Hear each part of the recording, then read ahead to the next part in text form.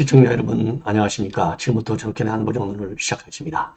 자, 이번 시간에 말이죠. 윤 대통령이 오늘 수원에서요. 농업인의 날 기념 행사에 참석을 했습니다. 여기에서 아주 어마어마한 약속을 했어요. 농업 직불금. 이거 엄청난 거죠. 예. 그러니까 농업인들한테 농사 열심히 잘 지으면 정부가 부족한 이런 그 가격 손해 때문에 나오는 이 피해는 정부가 보상해주는 이게 이제 농업 직불금 제도인데요.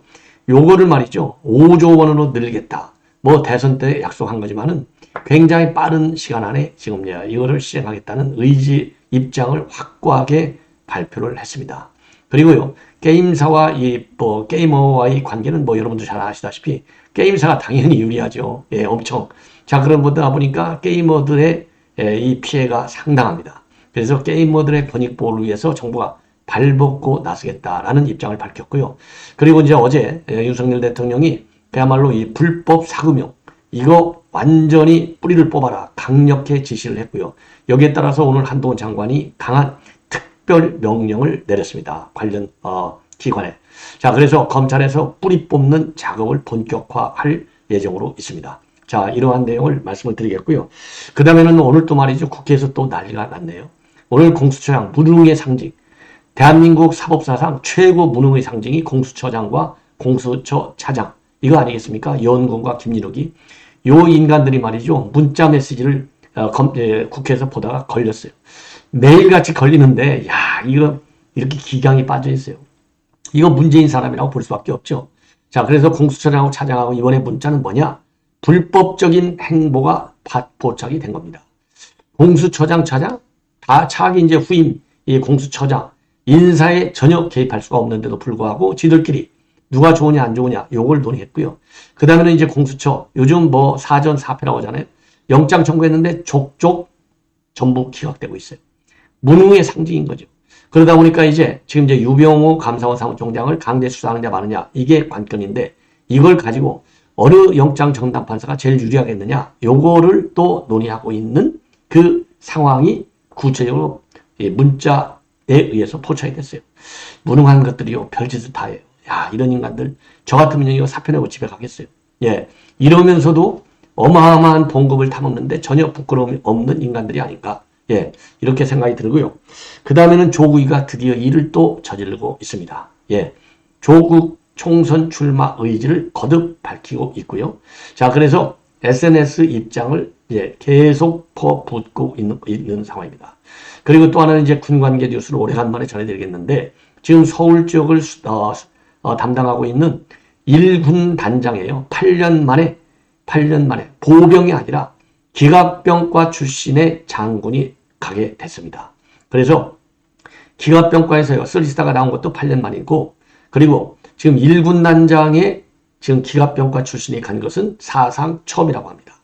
그만큼 이제 전쟁 전 양상이 바뀌고 있다는 하나의 상징적인 사건이 아닌가. 예, 인사 사례가 아닌가 싶어요. 자, 그래서 지금 이제 이 보병들이 문제가 아니라 기갑병과 이 장교들이 지금 굉장히 흥분한 것 같아요. 그래서 요 수도권 방어의 일선 최고 책임자네요. 1군 단장. 예. 그래서 요 분의 이력, 그리고 현대전의 특징의 변화, 이런 것을 한번 여러분께 짚어드리도록 하겠습니다. 자, 먼저요. 오늘 농업직불금 행사에 윤석열 대통령이 참석을 했어요. 요거를 보시면 이제 아주 쉽게 하실 수 있는데 그래서 임기 내에 5조 원까지 이 직불금을 확대하겠다. 이러한 입장을 내놨습니다. 어마어마하게 확대하는 것이죠. 자, 그러면서 몇 가지 지금 이제 작년에 정부가 출범할 때 2조 4천억 했는데요. 그러니까 2배를 늘리는 거예요.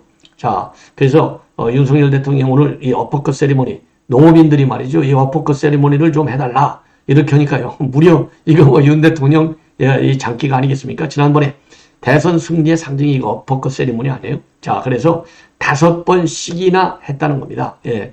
요거를 또 한번 이 상황이 조금씩 달라지는데 이 폼이 달라지는 거죠. 사진 찍을 때마다. 자, 그래서 어마어마하게 흥분한 이 상황이 되겠습니다. 자, 요거 한번 보십시오. 신났죠? 윤 대통령. 아주 윤 대통령이 아주 상징 제스처인데, 예. 자, 그리고 이거는 점잖게 연설하는 장면이 되겠고, 함께하는 100년 농촌. 예, 요것이 의미하듯이, 함께 100년을 하면 100년 농업 경제를 키워야 될 거 아니겠어요? 그래서 오늘 농업 경쟁력을 키우는 약속을 한 거예요. 그리고 농민들이요. 농업과 농촌의 서포터스 1호가 돼달라. 그러니까 아주 현장에서 흔쾌히 수긍을 했고요. 그리고 본인이 윤 대통령이 말이죠. 정상회담 할 때마다 농업기술 해외 전파 그리고 수출 지원을 하고 위해서 노력을 하고 있다. 요 점을 다시 한번 밝혔고 그리고 농업이 고소득 산업화 될 수 있도록 스마트팜과 수직 농법에 대한 그 관심도 당부를 했습니다. 자, 그래서 오늘 수원에 있는 서울잔디 광장에서 열렸어요. 그 축사에서 말씀한 핵심 세 가지는요. 쌀값 20만 원을 회복하도록 하겠다. 그리고 재복구기를 3배로 확대 지원하겠다. 내년 농식품부 예산을 5.6%를 확대하겠다. 그래서 16조 원 규모로 지금 농수산부 예산을 늘리겠다. 이렇게 입장을 밝혔어요. 그래서 이 농업직 불금 임기 내 5조는요. 작년 출범할 때가 2조 4천억이었어요. 요때 박수가 어마어마하게 터져 나왔다고 합니다. 이 어퍼컷 세레모니. 예, 이게 5조짜리예요. 이 어퍼컷 세레모니가. 그리고 중동지역 순방 당시에 확인한 스마트팜, 수직 농업 등을 거론하면서요. 수출 확대를 지원을 약속했고 농업이 첨단화에도 많은 관심을 가지겠다. 자, 그리고요. 중동에 가서 느낀 것 중에 하나가 사막에서 스마트팜을 활용해서 신선한 야채와 과일을 재배하려는 이걸 보고 이 동행 방문했던 스마트팜 기업들의 올해 수출이요. 3배나 늘어났다는 것을 밝히고 있어요. 그래서 앞으로 순방 때마다 새로운 시장 개척을 하겠다. 자, 그리고요. 우리 농업도 이제 IT, AI와 같은 첨단 기업을 바탕으로 해서 고도덕 산업으로 좀 변화해야 되겠다라는 입장을 밝혔고요. 그리고 내년도 농촌 특화지구에 4천억 원을 투자해서 주거를 비롯한 인프라 지원 역시 꼼꼼히 챙기겠다. 4천억, 쉽게 얘기해서 옛날에 새마을운동 한참 할 때, 항상 옛날에는 이게 이 지붕이 볏집으로 돼 있었잖아요. 이걸 이제 양철같이 이렇게 바꾸면서도 그 당시에 굉장히 어마어마하게 정부 차원에 지원했는데 이 4천억 원도 참 굉장히 큰 돈인데요. 더 좀 지원해 줬으면 좋겠어요. 저도 지금 제가 농사를 안 짓지만 저도 농부의 아들로 커왔기 때문에 정말 농민들의 어려움을 누구보다도 저도 잘 아는 사람이고요. 저도 어렸을 때부터 농사 일을 직접은 안 했지만은 관련해서 이제 농사를 지니까 이런 잔일들은 저도 많이 해봤어요. 예. 그래서 오늘 아주 격려 행사가 굉장히 중요한 격려 행사고 이것이야말로 윤 대통령이 지금 얘기하는 민생 경제를 직접 대통령이 나서서 챙기는 이런 모습이 아니냐. 그래서 오늘 전국 8개도에서 농업인의 날 이 행사가 동시에 쳐져가지고 서울 행사하고 실시간으로 연결해서 총 3,600여 명의 농업인이 참여하는 역대 최대 규모로 진행이 됐고요. 수원 행사에서는요 한 1,700여 명이 참석을 했다고 합니다. 농사가 기본이 되지 않을까 이렇게 생각이 들고요. 그리고 지금 이제 오늘 대통령실에서 밝힌 바에 의하면 게이머 권익보에도 앞장서겠다. 그리고 게이머 권익보하는 것이 곧 민생이 아니냐. 그래서 확률형 아이템 게임의 경우에는 지금 이 불공정한 문제가 지금 굉장히 많이 되는데 이거를 하루빨리 이 폐단을 바로 잡겠다. 그래서 지금 게임 소관 부처가요. 문화체육관광부인데 여기에 확률형 아이템 정보 공개를 위한 시행령 정비 그리고 신속한 입법 예고 그리고 홍보 이런 거를 지적을 했다고 하고요. 이 확률형 아이템 정보의 이 아이템 정보 공개라고 하는 것은 윤 대통령의 대선 공약이라고 합니다. 특히 윤 대통령이요 관련법 시행을 4개월가량 지금 앞두고 있는데 최근까지도 이 후속 시행령이 마련되지 않은 데 대해서 문체부를 강하게 질책했다고 합니다. 자, 그래서요 국내 게임 이용률이 저도 지금 깜짝 놀랐는데요 무려 70%를 상회한다고 그래요. 게임 이용률이 어마어마한 거죠. 그래서 지금 남녀 모두가 즐기는 게임이고 국민의 놀이문화가 됐기 때문에 게이머 권익보호 역시도 민생정책의 일환이다. 이렇게 대통령이 입장을 밝혔고요. 게임사와 게이머 사이의 정보 비대칭이라는 기울어진 운동장을 바로잡도록 노력을 하겠다. 그래서 게이머 당사자들의 목소리를 듣고 철저하게 게이머들의 입장에서 시행령을 마련해라. 이렇게 지시를 했다고 합니다. 자, 그래서요, 요게 앞으로 또 이 게이머, 국민의 70%가 이게 게임을 남녀가 하고 있다는데 정말 놀랐습니다. 자, 그런데요, 지금 윤석열 대통령이 매일같이 민생을 챙기는 활동을 하고 있는데 어제 같은 경우요, 본인의 이 검사실을 언급하면서 이거 불법 사채, 이건 독버섯 같다. 팀 플레이를 좀 하라. 이런 얘기를 했고요. 그리고 법이 정한 주식 방법을 넘은 대부 계약은 원금까지도 무효다. 이렇게 강하게 입장을 밝혔고 관련 부처에서 신속하게 대응 조치를 강구하라. 이렇게 어제도 대통령이 특명을 내렸잖아요. 여기에 이 한동훈 장관이 발빠르게 지금 지금 이런 대통령의 하명상을 지시를 하고 있어요. 그래서 불안과 공포를 주는 빗독촉은 기존 이 법 말고서도 기존에 이제 흔히 적용하는 법 말고서도 이 스토킹 처벌법을 적용해서 엄단하라 이렇게 입장을 밝혔습니다. 그래서요 이 한동훈 장관의 강력한 이 엄단 지시 이거는 이제 보도자료도 다 나왔는데요. 자 이게 불법 채권 추심 행위로 인해서 피해자 일상이 다 파괴되고 또 극단적 선택까지 한다. 이건 뭐제 이런 등도 얘기했지 않습니까? 그래서 불법 채권 추심 행위에 대해서는 철저히 수사해서 엄중 처벌하고 구형도 상향을 하도록 적극 검토하라. 그리고 채권자의 변제 독촉 과정에서 피해자와 동거인 가족에게 지속적이고 반복적으로 불안감과 공포를 주는 거. 이거는요. 채권 추심법인데 지금 이제 채권 추심법을 가지고 주로 처벌해 왔는데 채권 추심법뿐만 아니라 스토킹 처벌법도 적극 적용하라. 이렇게 강경 지시를 내렸어요. 자, 이게 왜 다르냐? 스토킹 처벌법이 이제 적용될 경우에는요, 불법 추심 행위에 대해서 사채업자들한테 100m 이내 접근을 금지시킬 수 있고, 전기통신 접근 금지와 같이 현행법에 따른 잠정 조치를 내리는 것이 가능해집니다. 그러니까 이제 이 불법 추심하는 불법 사채업자들이 뭐 직접 신체에 해를 가하는 이런 것을 막을 수 있는 일이 되는 것이죠.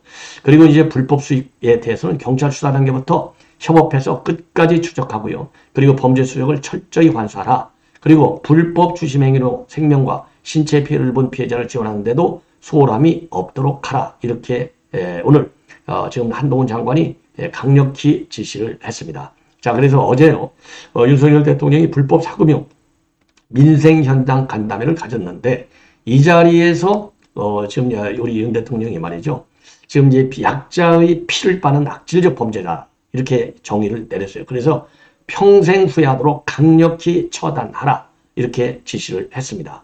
자, 그리고요. 구체적으로 사채업자와 조직폭력과 같은 협박 공갈에 대해서는 스토킹 처벌법도 적극 활용하라. 이렇게 대통령이 직접 나서서 아주 디테일하게 지시를 한 바 있습니다. 그래서 오늘요, 이 한동훈 장관도 이제 검찰에 대해서, 왜냐하면 산하 검찰에 대해서 강력한 이행을 오늘 당부한 것이 아닌가 이렇게 생각이 듭니다. 자, 이 한동훈 장관, 야 정말 스토킹 처벌법 이건 뭐 철저하게 단속해야 되겠죠. 자, 이번에는 말이죠. 장 공수처장하고 공수차장 요거 참 무능한 인물들인데요. 이 무능한 인물들 그래도 얼굴을 한번 보셔야 되겠죠. 얼마나 무능하게 생겼는지. 예, 이거 얼굴은 뭐 무능하게 생겼는지 안 생겼는지 궁금하시죠? 알 수가 없는데 그래도 명색이 판사까지는 해먹었잖아요. 그러니까 아주 무능하지는 않아요. 기본 능력은 있다고 봐야 돼요. 이런 기본 능력을 가지고 있지만은 공수처장과 차장으로서는 무능의 극치를 달리고 있는 인간들이 요 두 인간인데 요 인간들이 오늘 말이죠. 이 국회에서 문자를 나누는 모습이 언론에 포착이 됐습니다. 그래서 지금 완전히 논란이 야기되고 있어요. 이 언론에 포착된 게 왜 그러냐? 후임자 인선을 쥐들이 논할 수 있는 자격이 안 돼요. 예. 관련 추천 기구를 통해서 논의하게 됐는데 여기를 보면 말이죠. 여러분들 글씨를 제가 최대한으로 한번 키워볼까요? 이 내용이 어느 정도까지 보일지 모르겠는데요. 한번 제가 키워드릴게요. 자, 요거를 보시면요. 이렇게 돼 있잖아요. 강경구 호재호는 저랑 친한데 수락 가능성이 제로입니다. 강영수 원장님도 수락 것 같지가 않습니다. 예. 이렇게 얘기하고요. 처장님 말씀대로 5번째 영장은 시기를 신중하게 고려하겠습니다. 요 내용이 딱 포착이 된 겁니다. 예. 참 이게 얼마나 참 이 무능한 것들이 앉아가지고 딱 무능한 일만 하는 거예요. 무능하니까 자기 소관이 아닌데도 불구하고 이런 거는 당연히 이제 뭐 공수처장이 기관 책임자니까 아, 후임은 누가 좋겠다. 이 관련 이 기관에 공식적으로 또는 비공식적으로 얘기는 할 수 있겠죠. 그러니까 그런 공식적 비공식적으로 하려면은 더 철저하게 보완을 시켜야 될 거 아니에요? 자, 그런데 이렇게 후임 인사에 관여할 수도 없도록 되어 있는데도 불구하고 대놓고 아주 국회에서 자랑하듯이 이렇게 문자를 교환한 거예요. 이게 얼마나 기가 막힙니까? 공수처법에 따르면요. 공수처장 후보자 추천회를 국회가 구성해서 국회는 2명을 추천하게 되어 있고요. 최종적으로. 그러면 대통령이 그중에 1명을 임명하게 되어 있어요. 예. 자, 그런데 지가 마치 다 하는 것처럼 이렇게 올려놓고 있습니다. 자, 그래서 요거는요. 그래서 이제 이 추천, 공수처장 후보자 추천은 어떻게 되어 있냐면 여야가 각각 2명씩 그리고 법무부 장관하고 법원 행정처장, 대한변협회장 이렇게 총 7명으로 구성된 후보자 추천위원회가 있어요. 예. 그러니까 법무장관, 법원행정처장, 대한변협회장, 여야 각각 2명. 그러니까 7명이잖아요. 여기 후보 추천회에서 추천을 하고 5명이 동의를 해야만이 최종적으로 후보자 2명을 끌어낼 수 있는 겁니다. 자, 그래서 강경구 후재우는 전황치단데 수락 가능성이 제로다. 강영수 원장님도 수락할 것 같지가 않다. 이렇게 김진욱 처장이 여원구 차장으로부터 이런 내용을 받아요. 그러니까 이제 여원구 차장이 언급한 인물들은 모두 판사 출신인 것으로 알려져 있습니다. 그러니까 김 처장이 예, 알겠습니다. 그리고 수락 가능성 높다고 사람 추천할 수도 없고요. 참, 그렇죠. 뭐 여러 가지 자질이 있어야 되겠는데 아무리 못 골라도 김진욱하고 지금 여운국보다도 더 무능한 사람을 찾을 수 있겠습니까? 예. 자, 그러면서 말이죠. 이 여운국이가 지금 이제 뭐라고 얘기를 하고 있느냐. 여운국이 왈 이렇게 얘기를 하고 있는 겁니다. 예. 지난번에도 차장 후보로 검사 출신은 그래도 오겠다는 사람이 있는데 판사 출신은 쉽지 않을 겁니다. 아니, 제대로 된 사람이 이렇게 무능한 기관에 가겠습니까? 당연히. 예. 그래서 이제 그런 사례도 얘기를 하고 있어요. 그 다음에 이제 영장 전담 판사 이거를 고르는 건데 지금 공수처 현안은 뭐냐? 이게 이제 여기에 아주 자세히 나와 있죠. 예. 자, 여기에 뭐 무지개 자세히 나와 있어요. 예, 알겠습니다. 수락 가능성 높다고 사람 추천할 수도 없고요. 참, 이렇게 보는 거예요. 자, 그러니까 이제, 처장님 말씀대로 5번째 영장은 시기를 신중하게, 예, 그래서 윤재남, 이민수, 1패씩이다. 그래도 유 부장만 피하면 두 사람은 등등 같습니다. 이번에 결과 보니까요, 자, 그러면서, 예, 알겠습니다. 김진욱이가. 수락 가능성 높다고 사람 추천할 수도 없고, 지난번에도, 검사 출신은 그래도 있는데, 판사 출신은 하나도 없었어요. 요렇게 두 문자를 또 날리는 거예요. 이 인간들이. 참 기가 막히지 않습니까?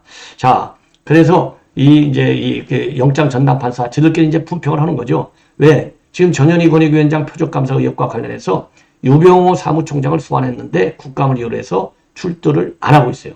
그러니까 지금 공수처는 체포 또는 구속영장 청구를 검토 중에 있어요. 그런데 지금 공수처에서 4명을 영장 청구했는데 4번. 전부 다 100% 기각이 됐습니다.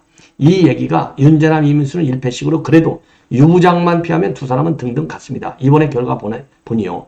요게 이제 뭐냐. 그만큼 유창훈이가 제일 까다로운 상대가 된다는 거예요. 유창훈이 여러분들 잘 아시죠? 예.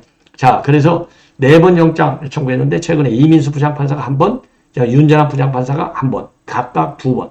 그리고 이제 이 사람들은 각각요. 감사원 3국과장 김모 씨, 서울경찰청 소속 김모 경무관, 여성이죠. 이 구속영장이 기각된 사례를 얘기하면서 그래도 지금 이제 이 두 사람이 낫지 않느냐 요렇게 얘기를 하고 있는 겁니다. 그래서 이거와 관련해서는요. 야, 앞에 이제 인사와 관련해서는 이거 자기네 관할도 아닌데 건방지게 어디다 대고 지금 후보를 추천하고 말고 해? 요 논란이 야기하고 있고. 그 다음에 영장 전담 판사에 관해서는 완전히 공수처장과 차장이 판사 쇼핑한 것이 아니냐. 요렇게 지금 비판이 야기되고 있습니다. 자, 그래서 지금 문제가 커지고 있다. 예. 이런 지금, 이 분위기입니다. 자, 그래서요, 지금 이제 공수처는 이러한 논란이 야기되니까, 그거 개인적인 대화야. 공수처가 후임자를 추천할 수 없지만, 공수처장에서는 후임자에게 관심이 있을 수밖에 없지 않겠느냐. 인물평을 묻는 정도로 두 분이 개인적 대화를 나눈 것이다. 이렇게 공식적으로 해명이 났지만요. 그러니까, 철저한 보안 유지하에 사적인 대화 이게 나가면 파장이 야기된다는 것을 생각을 못해? 그러니까 무능한 거죠. 이건 뭐 국민학교 학생이라도 이 정도 되면 이거 내가 만약에 문자가 포착돼 그러면 내가 좀 논란을 많이 일으키겠네. 이 정도는 상식적으로 알아야 되는 거 아니겠습니까? 무능의 극치. 이게 최고의 수사기관이라고 해서 만들어 놓은 문재인의 꼼수로 만들어 놓은 공수처. 이 국민 혈세만 수십억 수백억이 지금 날아가고 있어요. 이거 빨리 폐지해야 되는데 그래서 여당은요. 내년도 선거 때 말이죠. 공수 폐지를 당 공약으로 한번 걸어보십시오. 압도적으로 국민들이 아마 그거 하나만 보고서도 아이고 이거 국민님이 잘하네. 요렇게 지지할 것이 아닌가라고 생각이 드네요. 자, 이번에는요. 지금 이제 조국 얘기를 하지 않을 수 없네요. 이 조국 이 인간이 어제 이제 양산 책방 사인회하러 갔잖아요. DK 돈몰. 예, 오늘은 지금 부산에 가서 이제 이 북 콘서트를 또 해요. 완전히 문재인이도 책장사, 조국도 책상사. 야, 이런 인간들 참 둘 다 책장사예요. 자, 그런데 이제 책장사가 다목적용으로 하겠죠. 자, 그런데 이제 최근에 바로 이제 조국이가 총선 명예회복을 위해서 하겠다. 이렇게 얘기했잖아요. 비범률적인 방법으로 명예를 회복하겠다. 그래서 총선에 출마하겠다라는 의사를 표명한 바 있어요. 그러니까 지금 비판했잖아요. 야, 총선이 말이야, 네 개인 명예회복하는 거야? 요렇게 해서 욕이 많이 퍼부어져 나왔어요. 그러니까 요거를 싹 다 바꿨습니다. 예. 요러한 입장을 싹 바꿨어요. 자, 그래서 이제 뭐라고 바꿨느냐? 명분을 말이죠. 자기 개인과 가정에 있는 게 아니고 명분을 윤석열 정부를 대상 타겟으로 설정해서 윤석열 정부와 싸우기 위해서는 내가 출마해야 된다. 윤석열 정부와 싸우는 것이 결국은 대한민국의 명예를 회복하는 것이다. 말도 안 되는 이 궤변을 늘어놓고 있습니다. 예, 궤변. 이런 거가 궤변 아니면 뭐가 궤변이겠습니까? 자, 그래서 개인이 아닌 윤석열 검찰 독재 정권에 빼앗긴 대한민국의 명예회복. 문재인이가 대한민국의 그야말로 명예를 회복시켰죠. 그러니까 쫓겨났잖아. 그런데 그것도 지금 이 조의가 또 용어를 갖다가 싹 돌려치기를 하고 있는데 그럴수록 더 망하는 것이죠. 그래서 오늘은요. 총선은 개인의 명예회복 자리가 아니다. 명예회복이라는 표현은 저와 제 가족만을 염두는 것이 아니다. 조국 사태의 뒷면은 윤석열 검난이다. 조국의 고통은 윤석열의 희열이었고 조국의 치욕은 윤석열의 영광이었다. 이렇게 글을 싹 바꾸고 있어요. 그러면서 국민이 부여한 검찰권을 오남용해서 건국을 만든 윤석열 검찰 독재 정권에 뺏긴 대한민국 명예회복도 회복해야 한다. 이래서 민당의 전성승리를 강조하고 있고요. 그러면서 본인의 표현은 민주화 민생 그리고 나라의 정상성을 회복해야 한다는 의지가 담겨있는 표현이다. 예, 그러면서 이런 맥락에서 말이죠. 윤석열 검찰 독재정권 심판, 민주진보진영의 총선 승리, 절대다수 국민의 더 나은 삶을 위한 정권 교체 이런 것은 저 개인에게도 가장 큰 명예회복이 되겠다. 그래서 민주당의 총선 승리가 곧 명예회복이고 그것이 곧 대한민국의 명예회복이라고 하는 궤변을 늘어놓고 있어요. 자, 그러면서 저는 장관도 교수단이 주권자 시민으로 할 일을 하겠고 진행 중인 재판도 성실하게 결과도 겸허히 감수하겠다. 만약에요. 이게 사실이다. 그러면 더 이상 SNS를 하지 말아라. 이게 사실이면 이런 말이 진정성이 있다면 총선 출마도 포기하라. 그래서 말로만 이 모순된 행동을 하고 있는 말로 이 조국, 이재명과 똑같아요. 이 인간들 내년에 전부 다 심판해야 되는데 큰일 났습니다. 자, 마지막으로요. 이제는 우리 군 얘기를 좀 하겠습니다. 바로 요 분인데요. 아주 뭐 잘생긴 것 같아요. 딱 군인같이 생겼어요. 그죠? 예. 자, 이분이 누구냐? 주성훈 이번에 1군단장으로 발령을 받은 인물입니다. 3스타. 이번에 그러니까 2스타에서 3스타로 올라갔는데 지금 왜 이분이 이제 언론에 회자되고 있느냐? 기갑병과인데요. 그동안에 보병만 주로 거의 다 갔는데 기갑병과이면서 3스타로 8년 만에 기갑병과에서 3스타가 나온 것도 나온 거지만 1군 단장으로 발령이 난 거예요. 주성훈 소장. 그러다 보니까 이게 보병이 아닌데도 갔네. 그래서 다 군에서도 놀래버리고 발칵 뒤집히고 자 그렇게 해서 지금 인기를 얻고 있어요. 그래서 언론에 회자되고 있습니다. 자, 그런데 여러분들 잘 아시다시피 이제 지금 전차전이 굉장히 중요하지 않습니까? 자, 그런데 이제 그동안에 핵미사일과 관련해서 이 지상전, 이 전차의 중요성이 우리 국민들 사이에서 많이 잊혀진 게 된 거 아닌가? 그런데요, 지금 제가 자료 화면을 좀 이렇게 모아봤는데, 자, 지금 여러분들, 이제 이게 그만큼 이게 대한민국, 이 기갑병과니까요. 기갑, 탱크, 전차. 이게 어마어마하게 수출도 많이 되잖아요. 자, 그리고 이거는 이제 우크라이나전에서 이렇게 지금 어마어마하게 전차가 효과를 보고 있어요. 자, 이거 이스라엘전에서 이거 전차 부대가 이렇게 어마어마하게 이런 중요한 역할을 하는 전차전인데 우리 대한민국에서는 핵 미사일 대응 전략만 이러다 보니까 주로 첨단 이런 미사일 이런 것만 했지 이런 기갑병과가 조금 뒤로 밀리는 이렇게 됐는데 요즘 전쟁 개념이 바뀌다 보니까 아까 우크라이나전, 이스라엘 이런 데서 바뀌다 보니까 우리도 이제는 지상전, 이 전차전이 중요하게 된 것을 뒤늦게 깨달은 것이 아니냐. 그래서 1군단장으로 발탁이 됐다는 겁니다. 자, 이분은 그럼 누구냐?